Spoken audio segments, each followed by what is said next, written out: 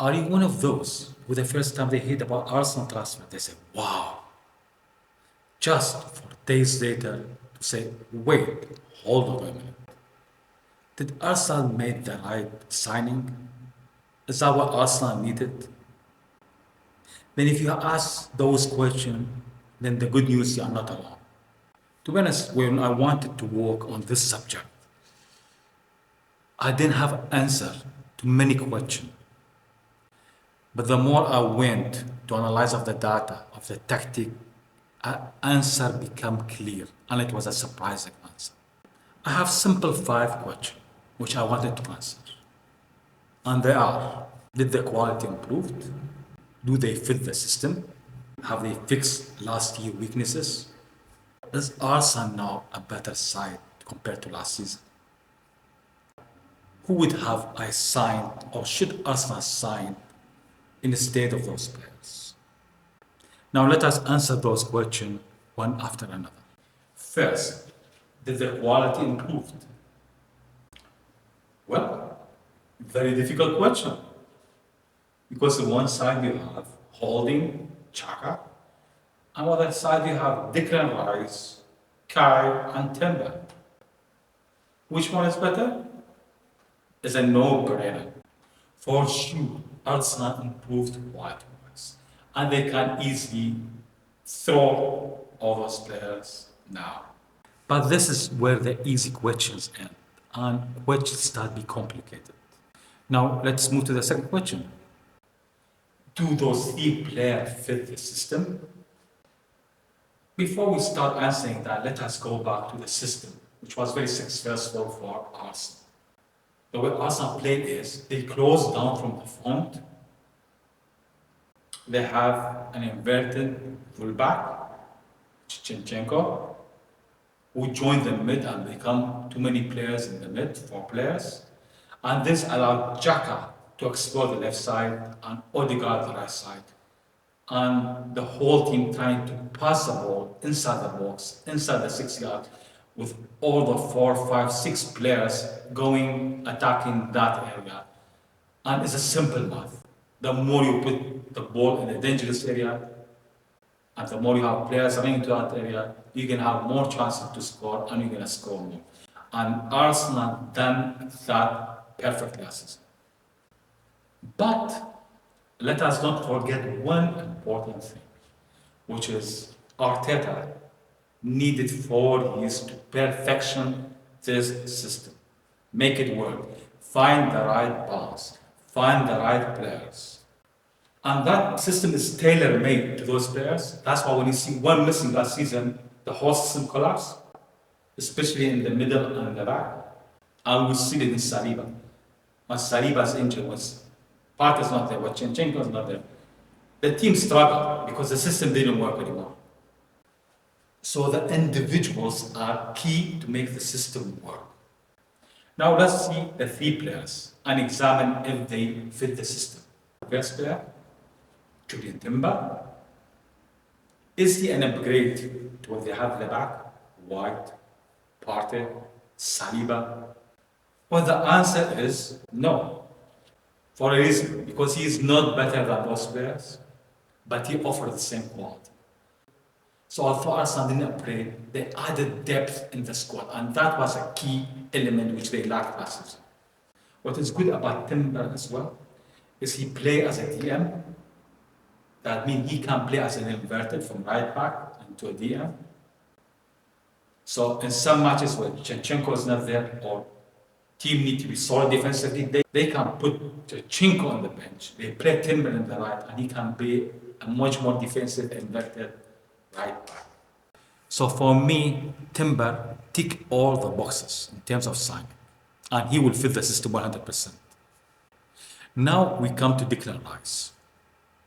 There is a big question. Is he replacing Partey or is he replacing Xhaka? Because if he's replacing Partey, then for sure he's an upgrade. He is far better player than Partey, and you can see it here, how defensively and each area in the field he is better than Partey.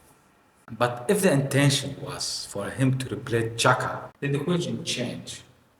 Because Xhaka is much more attacking, while Declan Rice is much more defensive. So they each are different players, and unfortunately, you cannot just take out Xhaka and put Declan Rice instead. The whole system will collapse. Because what you gain in the defensive side, you're going to lose in the attacking side. You're going to lose that balance. Now, this may lead to why Arsenal maybe signed Kai, because Kai can compensate what Xhaka was doing attacking-wise, and Declan Rice can compensate the defensive side, and then they think they have a better version. The only problem now, we have two players doing one-man job, and I don't think that's going to help the system. What Declan Rice as well add is more depth in the defensive side, because he can replace any player in the centre back as well. So now Arsenal this season they have more option in the back. Now to answer, does he fit the system? Well, if he's replacing Partey, then yes. If he's replacing Xhaka, then no. So it's a 50-50 answer. Now we're gonna go to the third player, which is a big dilemma. Kai Havertz. K is different from every player Arsenal have. He's offering something Arsenal they don't possess, which is a number 10 behind the striker. But maybe there's a reason why Arsenal they don't have that player. It's because the system doesn't need that player. Then if the system doesn't accommodate that player, then how Arteta will make it work with him? Is he going to put him instead of Odegaard? You can see in the comparison here, Odegaard is a far better player than him. And he plays a different position. And you can see even the heat map. The way they play are totally different. Is he playing Xhaka? He doesn't have the quality of Xhaka, especially in the defensive side and other area. He struggled in the midfield area. And I think Arsenal fans notice that. He's much more better up forward. My question is, how are he going to fit the system? Now, does Arteta have to adapt and create a new system to adapt Declan Rice and K quality in the team to make it work? So it becomes clear that some players like Timber fit exactly the system and they are upgrade. Some players are upgrade like Declan Rice, but they are not fit to the system. And some players are not needed. They've been bought and they don't fit the system. So it's a mix and match. Now let us move to the third question. Did Arsenal address the weaknesses of last season? Did Arsenal try to at least reduce the difference on those areas to try to catch up? And in some areas, they are marginal. But you know what? Arsenal lost the title on marginal differences. So if they can manage to build up those differences and make it less, they will have a big chance. So let us start with the first one. Lack of depth. I think those three signings, they're going to offer that. They kept some of the old players, like El Nani and other players who can rotate. But they have now quality in terms of Declan Rice, in terms of Timber, and somehow Kai. So now they have a depth which you couldn't have last season. For sure they need more, but for now they improved. One of the things Arsenal, I think, was successful last season, and they get away with it, is playing once a week to avoid injuries and tiredness. And they dropped Europa League, they dropped the Domestic Cup. But it paid because they fight with City to the end of the season. But the thing is, Arsenal, they were not tested. It's like a raw material. You put it under the pressure to see how strong it is. They didn't done that last season. This season, we will see the true color of Arsenal. Because the machine gonna press them. You have many matches, more injuries, players tired. Morally, you may lose. So it's not only physical pressure, it's going to be mental pressure as well. Arsenal didn't have that last season. They have small mental pressure in the end, in one competition, and they cracked in the end. Now multiply by that 2-3 times. So Arsenal can really, under big pressure, they may break. But the other problem Arsenal had last season is they have only option A. And that made it difficult for them to try to change the game, especially if the team were able to find a solution towards the system. Arteta struggled to change, and the changing was mostly like for a like. And I think because now the new players are different and don't fit the system, he'll be obliged to change and have a plan B. So those three signings are a step in the right direction. Number three, the system itself, although was successful, it has a weakness. And that weakness, I assume it is much more individual than the system itself. Because Zinchenko was vulnerable defensively, and Xhaka, Partey, Gabriel, all those players, they have a defensive mistake on them. But luckily for Arsenal, Timber and Rice will add some solidity in the back. So the only problem is you're trying to cover a hole by digging from somewhere else and cover the hole, but you're creating another hole in that area. So I think although Arsenal are going to be strong defensively, they will struggle attacking wise. Number four, Arsenal lack a striker, a proper number 9. And that would have helped Arsenal in many matches. Like, I feel sorry many times that Arsenal tried to pass the ball in the box and Jesus is playing somewhere else. He's outside the box. I need an option B, a different type of striker. And I think many Arsenal fans wanted that. Just to add some variation to the play and have a plan B.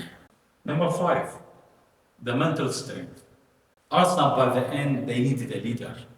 And although they have a Xhaka and Odegaard, they struggled. So I think Arsenal could have added more leaders in the team.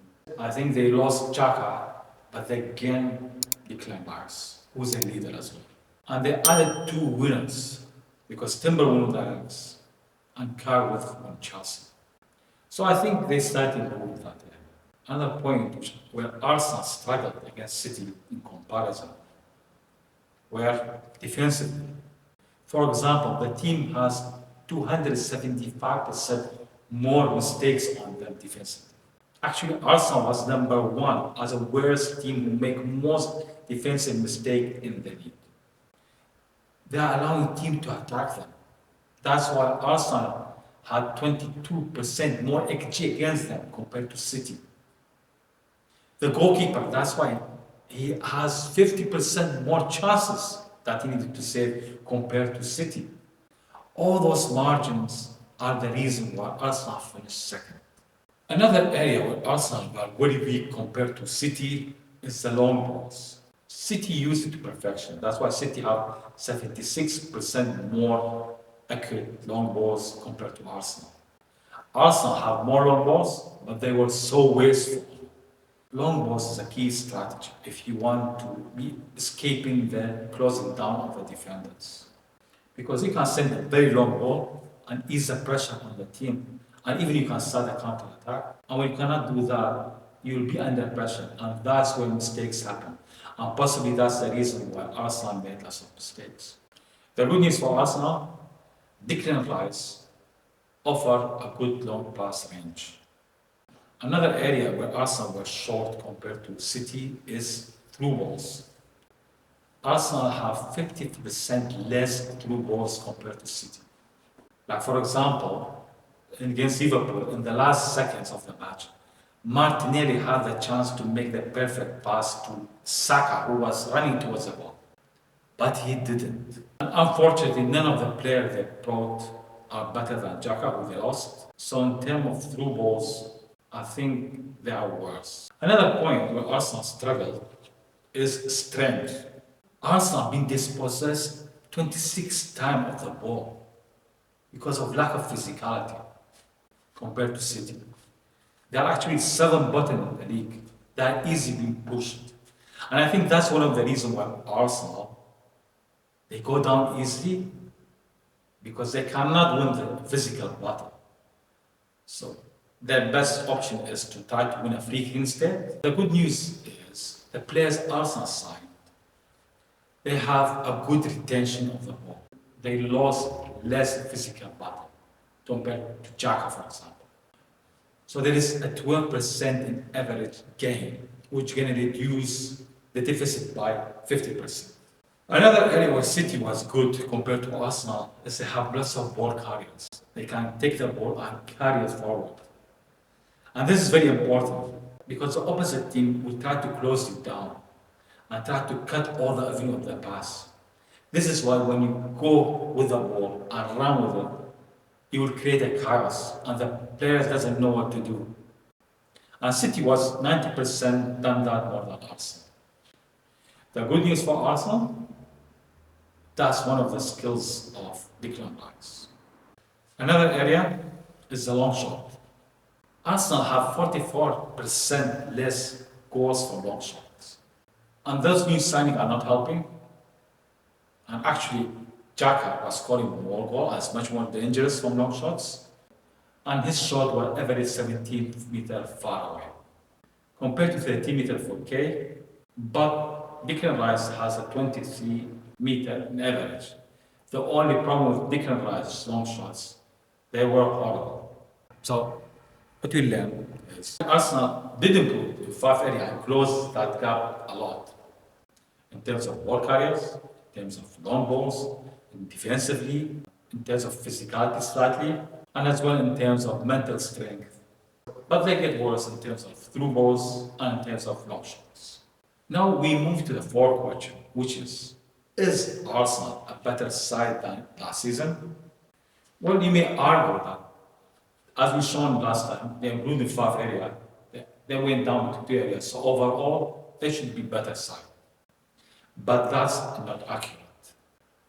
Because all those are not as important as the system. The new players doesn't fit the old system. Arteta need to find a new system that fits them. And thus, unfortunately, it's a very, very difficult task. Remember, he needed 4 years to perfection that style. So playing with the system is a dangerous game. You may ask me, Arteta is not stupid. You are sure that once he buy a player, he know where he is and where he gonna play. He's not gonna throw money for nothing. But what you forget is, like Arsenal is a young side, Arteta is a young manager as well. He's learning within the process. It took him 4 years to perfection this style. And if you still don't believe me, look to the friendlies. Arteta experimented a lot trying to find the right balance. And he kept changing from one match to another, which is a clear sign that he doesn't know where he's going to fit those players and how he's going to fit them. Is Partey should play with Declan Rice? What about K? Is he going to play in Xhaka position? Are they going to play 3 in the back with Timber? So Timber in the right, Gabriel in the left. He was trying different styles. And that's a good sign because he's trying and good enough and fair enough. A good manager, he want to learn, he want to improve. But unfortunately, I don't see a logical reason why he done it. You had a perfect system. I think, in my opinion, he needed to improve on the individuals. Have a better Xhaka. Have a better Zinchenko. Have a better striker. But keep the system. It worked. Why you invent the wheel again? It doesn't make sense. We all remember how City struggled in the start of last season. And that's for a reason. Because City bet the best striker in the world, which is Haaland. They took him almost 2/3 of the season to find a system that works. Pep was experimenting, just like Arteta was doing. But Pep is much more experienced manager than Arteta. Pep have better quality player than Arteta. In my opinion, adding Haaland worth the risk and try to change the system.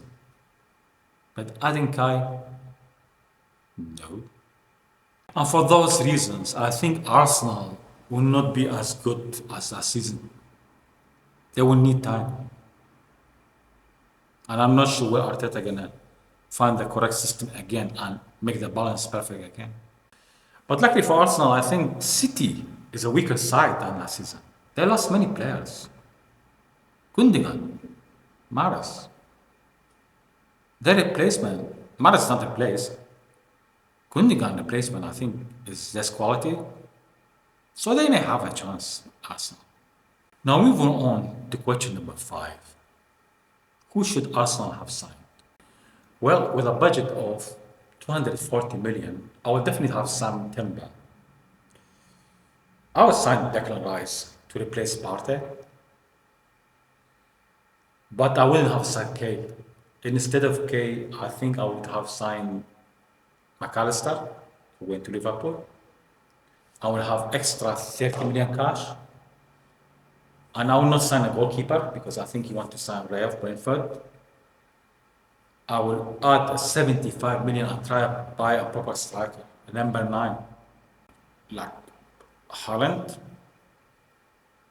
even Lukaku. I can like 35 million could be enough to buy Lukaku. He'll be a good sub. Even Tony, 40, 50 million could be enough. Vlahovic, I think a price of 40 million, 50 million could be enough as well. I think those signing were better option than K. And they fit system Arsenal and they offer him option B. And even Jesus can't start with him because Jesus with City was playing in the wings. So even he kind of plays Saka, which I still, until now, I don't think he find a Saka replacement. And that's why he overused Saka, and by the end, Saka was exhausted. But by having a striker there, Jesus could have played on the other side. I'm not sure Nketiah is the answer for Arsenal. Another Jesus. His goal return was not that much. If I was Arteta, I would definitely not have changed the system. That's a big gamble. Unnecessary gamble. But to be fair, I admire his courage. And to learn, sometimes you need to do mistakes and gamble. So why not? Maybe he'll be successful. So let us see. If you disagree, if you have any comment, please comment below. And I will answer all your comments